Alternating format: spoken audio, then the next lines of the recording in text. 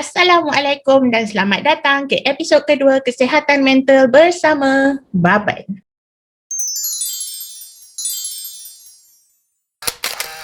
Hari ni Baban nak cerita tentang kemurungan. Tapi tahu tak kita apa tu kemurungan, apa tanda-tandanya dan macam mana seorang tu boleh kena kemurungan. Sejak pandemik COVID-19 ni sampai ke Malaysia, kita dapati semakin ramai orang, semakin ramai rakyat Malaysia yang mengalami masalah kemurungan. Terutama sekali sejak kita melalui PKP, iaitu Perintah Kawalan Pergerakan. Betul, PKP Perintah Kawalan Pergerakan kan? Semenjak kita melalui PKP daripada 1.0 sampai ke 2.0 dan sekarang 3.0, semoga tak ada 4.0. Dan sejak itulah semakin hari semakin ramai orang yang berada dalam keadaan tertekan. Apa tu kemurungan? Kerumungan pula. Kemurungan ni jauh bezanya dengan perasaan sedih yang biasa. Perasaan sedih biasa tu contohnya kalau kita tengok cerita Hindustan, Baban lah kan suka tengok cerita Hindustan. Kalau kita tengok cerita Hindustan, kita rasa sedih. Oh sedihnya. Masa tu akan nangis bagai nak rakkan air mata. Hujan yang turun bagaikan air mata. Tapi perasaan tu dia tak berpanjangan dan dia tak memberi kesan pun pada hidup kita. Kita masih boleh pergi makan, masih ada selera makan, masih boleh pergi bekerja, masih boleh masak macam biasa, masih boleh gelak ketawa dengan kawan-kawan macam biasa.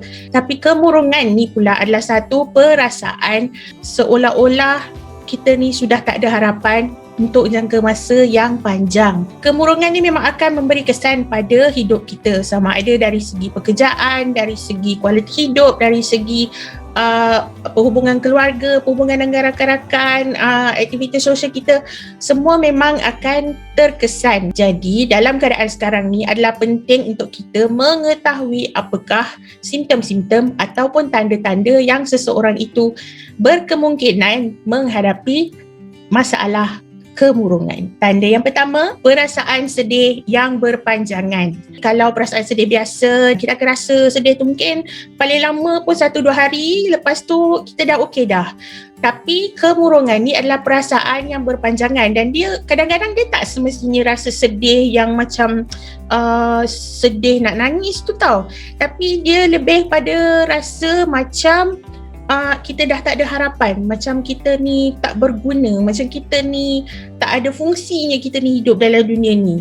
Tanda yang kedua, orang yang mengalami kemurungan ni, dia akan hilang minat terhadap benda-benda yang sebelum ni dia suka buat. Sebagai contoh lah kan, kalau katalah mungkin ada kawan awak yang suka main bola, tapi tiba-tiba je dia terus tak nak main bola. Macam sampai dah dekat sebulan awak ajak dia, asal awak ajak dia tak nak, asal awak ajak dia tak nak. Bukan saja dengan awak, sebab kalau setakat dengan awak je mungkin dia dah tak nak kawan dengan awak lah kan. Tapi kalau memang dia tak nak dah main bola yang sebelum ni dia suka, dan itu adalah salah satu tanda kemurungan. Kalau kawan awak tu tengah bersedih sebab England tak bawa balik piala tu balik hari tu, dan biarlah dia bersedih selama 2-3 hari tu, insyaAllah lepas tu dia okey lah. Tanda yang ketiga, orang yang menghadapi kemurungan ni biasanya dia akan rasa lemah sangat, dia rasa tak bertenaga sangat. Nak buka mata tu pun memang satu perkara yang ya Allah susahnya nak buat. Rasa nak kata malas tu bukanlah, tapi memang tak ada tenaga lah nak buat apa-apa pun. Kalau memang sehari sebelum tu dia dah buat satu benda exercise yang macam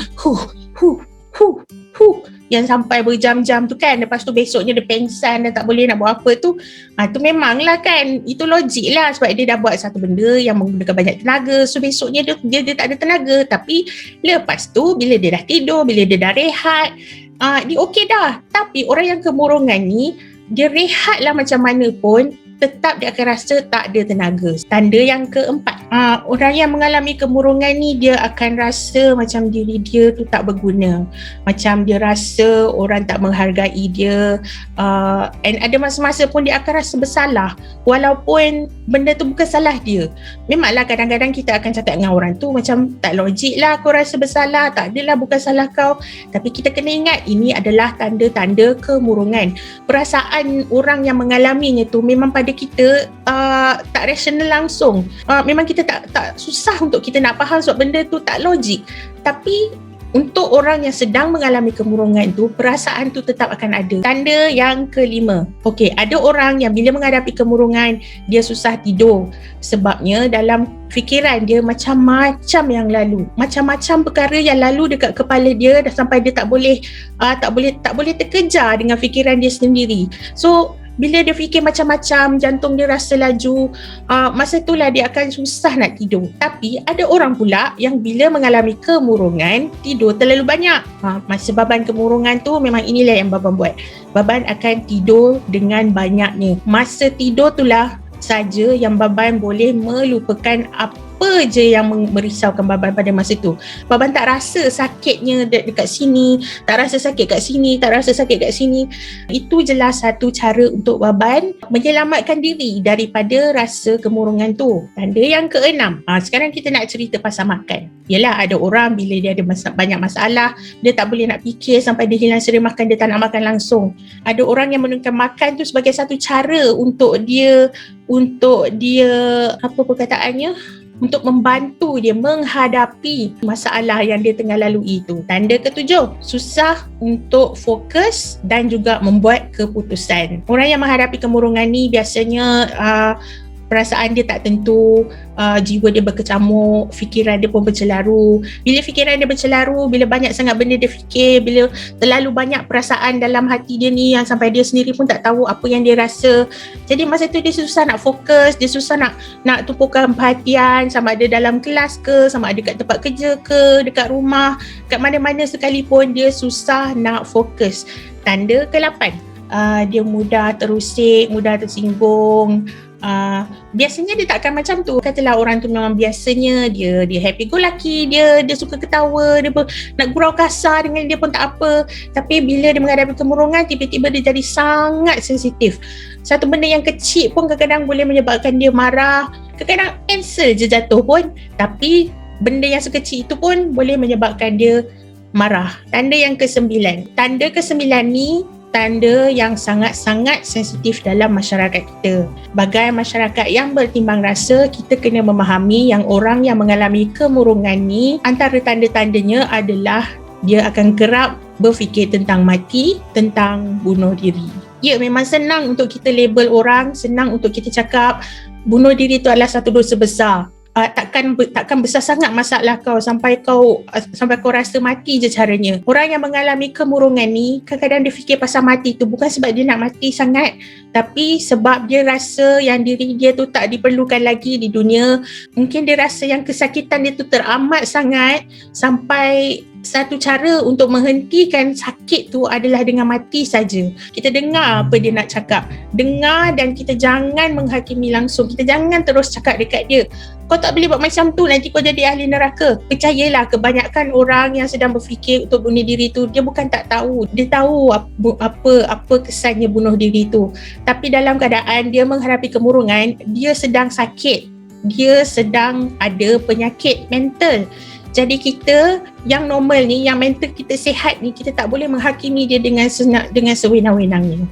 Tanda yang ke-10 ni ialah semua tanda-tanda yang Baban cakap tadi, yang 9 tadi, semua tanda tu mestilah berlaku untuk jangka masa yang panjang. Paling kurang pun 2 minggu.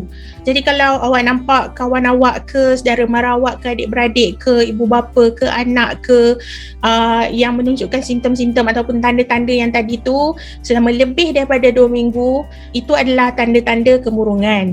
Tapi pada masa yang sama, kita bukan doktor. Kita tak boleh dengan sesuka hatinya cakap, oh orang ni tengah mengalami kemurungan ataupun depression.